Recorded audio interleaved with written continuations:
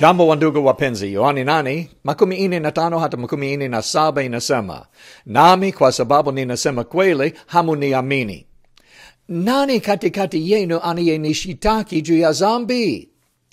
Kama ninasema kweli, maneno gani hamuniamini? Yeye aliye wa Mungu anasikia maneno ya Mungu. Basi ninyi hamusikii, kwa sababu ninyi si wa Mungu.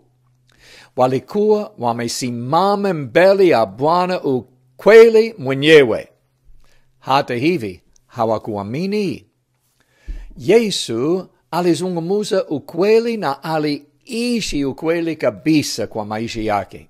Lakini kwa sababu hawakumjua Mungu, hawakusikia wala kuelewa maneno ambayo Bwana Yesu alikuwa akisema.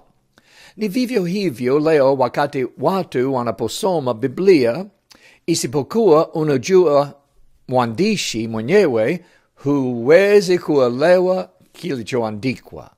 Waroma 10:17 inasema, imani inakuja kwa kusikia na kusikia kwa neno la Mungu. Sasa mawazo. Je, unamjua Bwana?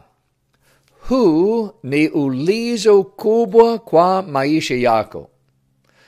Unaposoma Biblia, omba na Mungu afungue moyo wako upate kuelewa na kumjua. Anahidi, ukimutafuta kwa moyo wako wote, utamupata. Amina.